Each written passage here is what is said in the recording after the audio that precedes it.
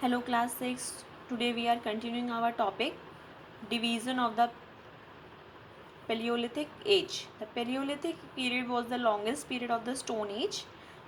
ये जो पीरियड था वो स्टोन एज का सबसे लॉन्गर पीरियड था and it has been divided into 3 periods. ये 3 पीरियड्स में डिवाइड था. लोअर और early paleolithic period, middle paleolithic period and upper और लेट पेलियोलिथिक पीरियड.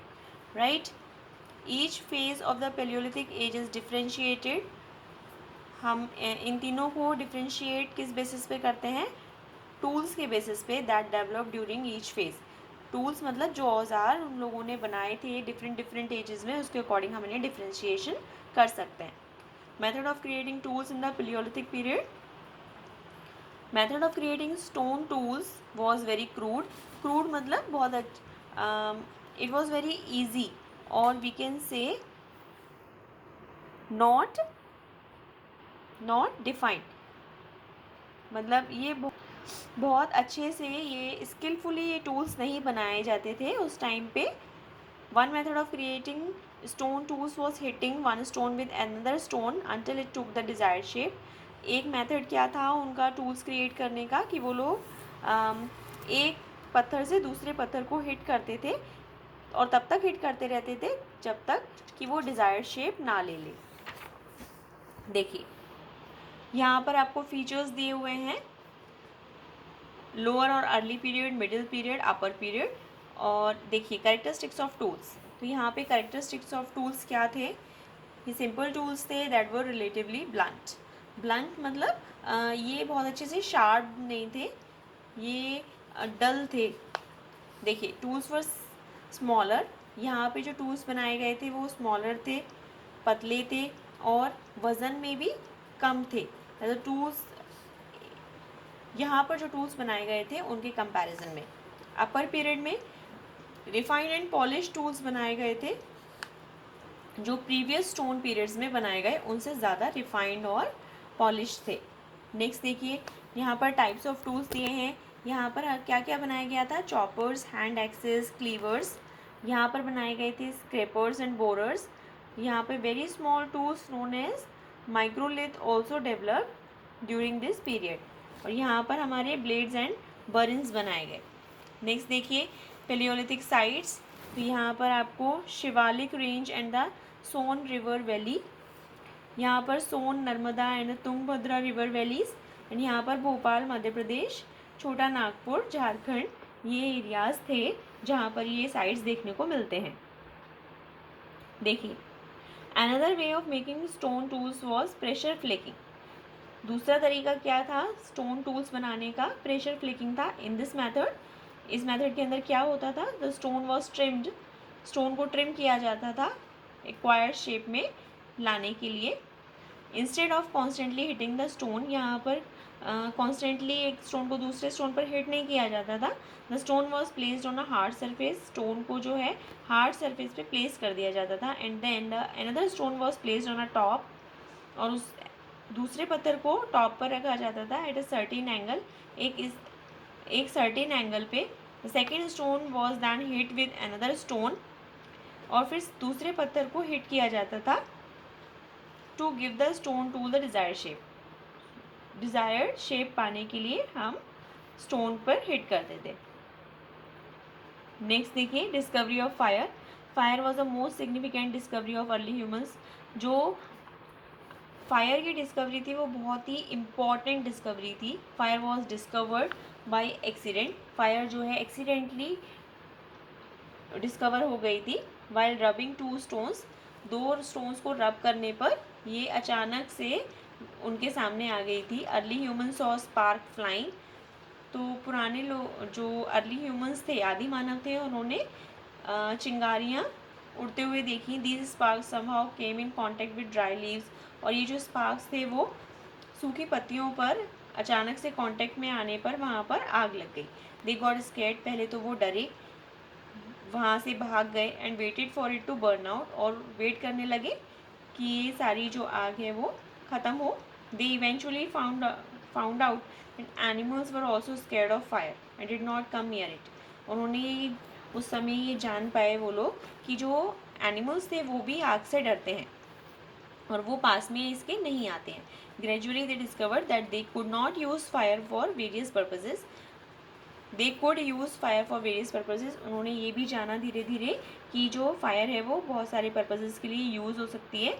ये जो फायर है वो उन्हें रात में लाइट दे सकती है, उन्हें गर्म रख सकती है, उन्हें खाने को पकाने में हेल्प कर सकती है।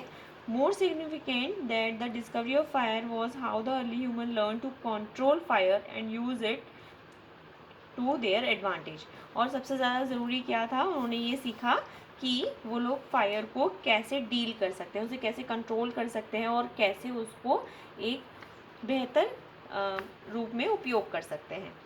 Early cave paintings, many cave paintings have been found that belong to stone age. बहुत सारे केव पेंटिंग्स हमें देखने को मिलते हैं स्टोन एज से related. Most of the painting depict the everyday life of people. ज़्यादातर जो पेंटिंग्स हैं उनके अंदर हमें उस समय के जो लोगों की लाइफ स्टाइल थी, किस तरीके से वो रहते थे, एवरीडे लाइफ के बारे में हमें उनकी इमेजेस से जानने को मिलता है। और उसके अंदर क्या क्या इंक्लूड है इमेजेस में, हंटिंग डांसिंग और परफॉर्मिंग सम रिचुअल, या फिर कोई रीति रिवाज वो परफॉर्म करते हुए दिखते हैं। Early humans may have painted this images to express themselves. पुराने लोगों ने, आदि मानव लोगों ने ये पेंटिंग्स क्यों बनाई होंगी, जिससे वो एक्सप्रेस कर पाएँ कि वो किस तरीके से रहते थे। और these images may have been created to mark some ceremony, या फिर उन्होंने ये पेंटिंग्स किसी पर्टिकुलर सेरेमनी को दिखाने के लिए बनाई होंगी। Bhimbetka in Madhya Pradesh is home to the oldest cave painting. Bhimbetka Madhya Pradesh के अंदर है, जो ओल्डेस्ट केव पेंटिंग्स को दर्शाते हैं that date back to the prehistoric time. और ये प्री हिस्टोरिक टाइम से रिलेटेड हैं। UNESCO declare the Bhimbetka cave as a world heritage site, और यूनेस्को ने भीमबेटका केव को वर्ल्ड हेरिटेज साइट घोषित किया हुआ है। These cave paintings were discovered by V.S. Wakankar and exhibit traces of early human life in India. और ये पेंटिंग्स जो केव के अंदर मिली थी वो किसने डिस्कवर करी थी, V.S. वाकंकर। नेक्स्ट देखिए, the art depicted in the cave painting of Bhimbetka is quite similar to the art found in the cave painting of Bushman in Kalahari and the Lascaux cave paintings in France. तो यहाँ पर जो paintings देखने को मिलती हैं वो ज़्यादा सिमिलर हैं कालाहारी और फ्रांस की केव पेंटिंग से। A unique feature of the Bhimbetka cave painting is that these paintings are not engraved but have been made by using some sort of color। और यहाँ का यूनिक फीचर क्या है, यहाँ पर जो पेंटिंग्स हैं वो एनग्रेव नहीं है, मतलब खुद के नहीं बनाई गई हैं, बल्कि इनको कलर्ड किया गया है। Coloured like red, white, green and ochre have been used in the paintings that are basically centered around the day-to-day life। और ये ज़्यादातर day-to-day life को सेंटर्ड करके बनाई गई हैं। दीज कलर्स में have been created by powdering certain rocks. ये जो कलर्स हैं वो सर्टेन रॉक्स को पाउडर फॉर्म में चेंज करके या फिर प्लांट बेस्ड डाइज का यूज़ करके बनाई गई हैं।